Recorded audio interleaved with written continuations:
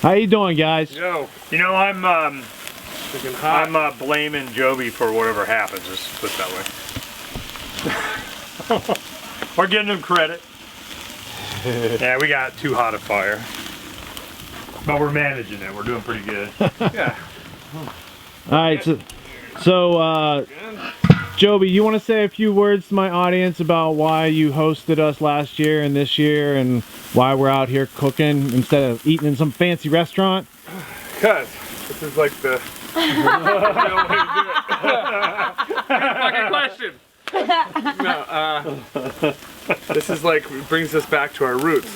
Yeah. You know, when we used to have to hunter-gatherer it and cook it, make a fire like the Indians. And here we are. Yeah, Obi's like, I don't think any Indian never did a fire like this. Doing what only comes natural. Look at Obi's doing what we only got lamb comes chops natural next. Got lamb chops next. And we got hamburgers and hot dogs. And what else are we gonna be eating here tonight? Some good stuff, man. It's been a fun week with you guys. We love having you guys up here to visit. It's a great view. Gotta get you in the lake though, dude. I haven't had any time to play all week. Man. Now, you asked if I had gotten any good footage this week, and I said, yeah, I probably shot more great footage this week than I have in my entire life. And that's a credit to you and your family providing this hospitality to such interesting people of the freedom community. And so, for those of my audience that have questions about your great, or is it your grandfather's? If you want to tell the story and then explain why you do what you do, is juxtaposed to. Yeah, well, I mean, they came over on the Mayflower.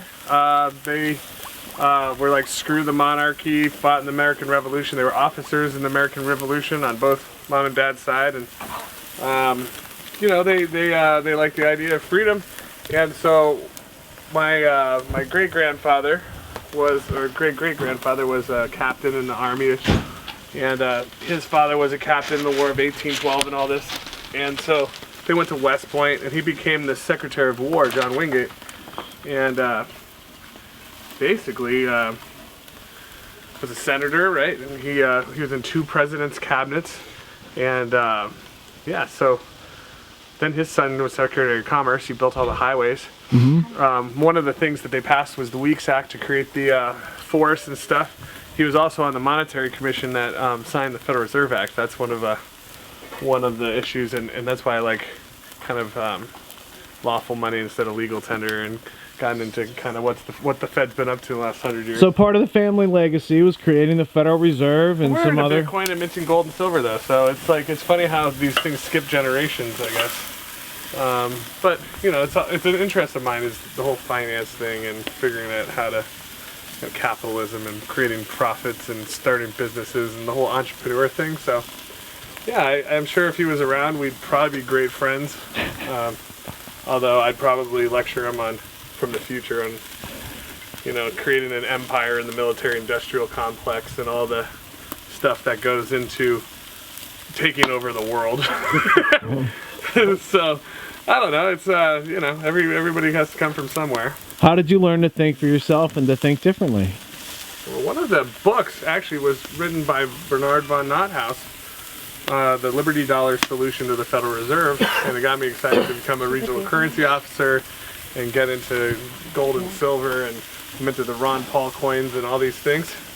And I really got back behind Ron Paul back in 2008. I actually worked my way up from becoming a committee chairperson to district captain, went knocking doors, became a county representative, or the congressional assembly delegate, went to the state convention as a state delegate, got elected from there to go to the national convention, all the way up through the ropes, trying to go for Ron Paul, of course, and did the Ron Paul limo and all these things. Then we had some issues, but Bernard was one of the guys that really, his book was really good. And same with the Creature from Jekyll Island book. That was really good too. Yeah, G.R. Griffin. Yeah, I read that and I was like, wow, there's a lot of crazy stuff that they don't teach in high school, you know.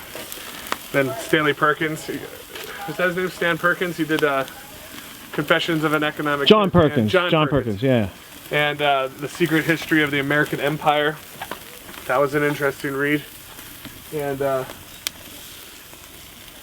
So basically, yeah, I just now I've been figuring the three major problems that humanity is facing right now are the pharmaceutical cartel, the oil cartel, and the banking cartel, right? Yeah.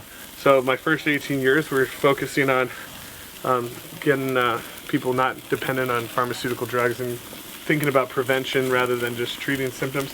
Obi, stay away from that. So we feel we found a solution to the pharmaceutical cartel.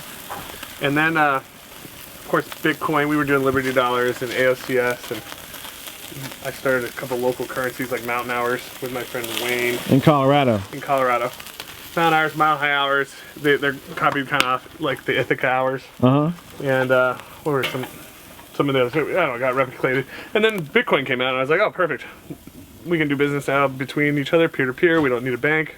Instantaneous, low fees. So I've been kind of a Bitcoin disciple. I think that solves problem number 2. And problem number 3, the oil cartel. Is that still not cooked all the way through? Yeah, it's just seared. Cooking too hot, seared.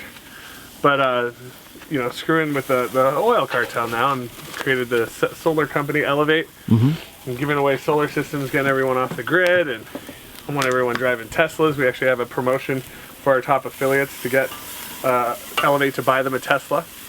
And so that's actually all the solar wave is going to be another wave. So there we go. We can figure out how to knock out the pharmaceutical cartel, the banking cartel, the oil cartel, right the wrongs that have been done in prior generations, and really free humanity, you know? How were you instrumental in getting cannabis legalized in Connecticut? Or not, oh, that's wishful thinking right there, Connecticut. Colorado. Well, after Ron Paul didn't make it in 2008, I became friends with him. Went to all of his debates. I did the Ron Paul limo and a number of other Ron Paul activities. And so he and I were hanging out in the airport at the President's Club, Delta or whatever it's called. No, United Lounge. And I was sitting there talking with him, and he said, you know, the only way you really can solve anything is doing it at the local level. And I was like, okay, well, what's an issue that I'd like to see fixed? Like, what's stupid? And I always thought cannabis being illegal and throwing all these non-violent drug offenders into prison and wasting all this money on these private corporations that, you know, their stock is traded based on how many beds they can fill. So they bribe politicians to pass more laws, create more criminals, so their stock goes up, right? And I just didn't like that whole idea. So I had my friend Scott McAllister in Breckenridge draft up this ballot initiative, a petition, and we basically sat in front of the bank, the grocery store, and the post office, collecting signatures to legalize cannabis to everyone over the age of 21. And 76%, we got enough signatures, and 76% of the town of Breckenridge, Colorado, voted yes to legalize cannabis, which made Breckenridge the first town in America to legalize weed. And then we took it to the other 64 counties, and Colorado became the first state to legalize cannabis. And now we got all these really cool products that are springing into existence. We got hemp farms going, which thousands of products can be made out of hemp. We've got CBDs and all this really cool stuff, shatter and earwax and all the... Anyways, it's all happening now. There's lots of competition. The price of cannabis has dropped from like $6,000 a pound to $3,000 a pound to $2,000 a pound. You can get a pound of cannabis now for $1,000 in Colorado. Is that crazy? So competition, quality goes up, prices go down. Obi. It's wonderful to see. So yeah, that's the cannabis story. Hey Luke, what's up, buddy? We got steaks going. Oh, snap. And hamburgers and hot dogs and lamb chops. All right, so that means we're done with work then. All right, man. Close it down.